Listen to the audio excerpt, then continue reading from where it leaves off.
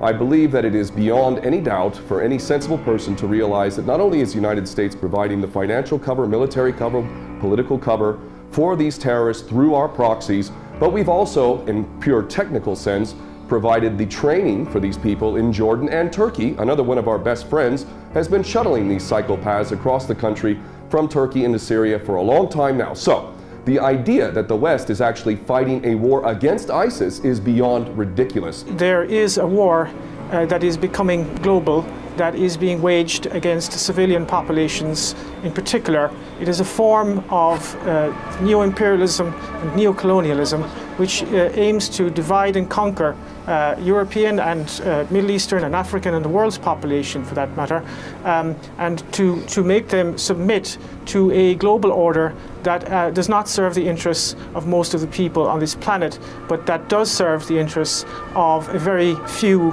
ruling elite, a very small, tiny, and particularly tyrannical ruling elite. So what we really need to do is start realizing the fact that we are ISIS, and the reason why our corrupt, treasonous governments are carrying out these policies is because they do not represent us, they represent the bankers, and the bankers make a hell of a lot of money off of war, and more importantly, as long as we're all fighting each other, as long as we're all not trusting each other, as long as we're all simply being played as pawns over and over, then they can maintain this tyrannical system of never-ending war. So this is really the wake-up call. There is no such thing as ISIS. ISIS is a creation of the United States. We know that from official sources of the US military themselves. Declassified documents from the Defense Intelligence Agency have confirmed that. What has happened in Paris is us. We are responsible through our corrupt governments for all of these policies, and even if these individuals who carried this out are not directly working for Mossad, CIA, ISIS, Al-Qaeda, all the same thing, even if they did this organically of their own volition, believe me,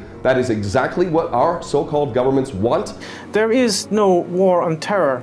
There is a war that is being waged using terrorist proxy groups, and they are being used against nation states who are resisting US and Israeli hegemony. ISIS stands for Israeli Secret Intelligence Service. They never attack Israel, and that in itself also tells you a lot about who these individuals are. You now have terrorist attacks being committed by terrorists funded, armed and trained by Western intelligence agencies. And let us harken back to the original incident which has caused this madness known as the War on Terror.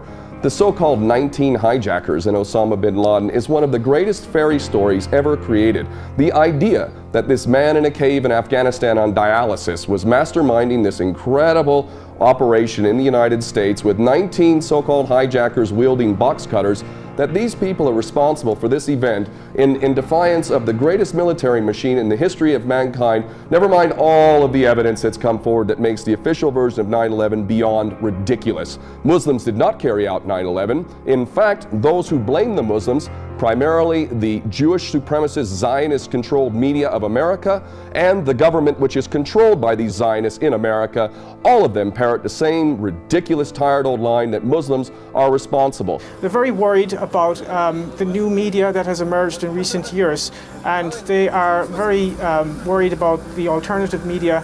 So I think there you will see, we saw this actually after the attacks in January, you will see a conflation of terrorism and dissidence. So one of the tools which the media, the mass media uses to discredit any kind of rational questioning of the established order, and particularly the war on terrorism, is to deride those who would question the war on terrorism as conspiracy theorists. And I think you're going to see a crackdown on so-called conspiracy theorists and websites that actually publish rational and honest analysis of what is happening. So you're going to see more of that type of intellectual terrorism. And this is an agenda which is intended to create a clash of civilizations. And if we are smart as people, we're going to see the agenda for what it is, and we're going to realize that those who are collaborating in this agenda need to be held to account for literal war crimes and crimes against humanity. And I'm including in that not just the politicians and the military, but those in the media who have perpetuated these lies, because there is no way that they could possibly believe this nonsense. These people have literally sold their soul to the service of the devil.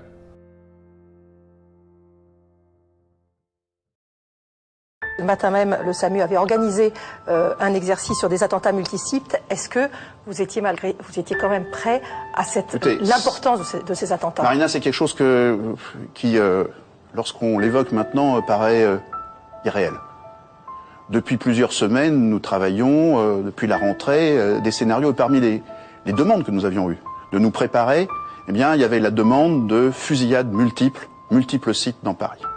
Et le vendredi matin, à 10h du matin, nous avions préparé avec les 8 SAMU et la brigade des sapeurs-pompiers, conjointement avec nos relations vidéo, nos ordinateurs, une simulation de pratiquement ce qui s'est passé le soir même. Ça veut dire quoi? Qu'on savait, on vous alertait parce qu'on pensait qu'il pouvait y avoir une fusillade? Cette hypothèse était considérée comme une hypothèse parfaitement plausible.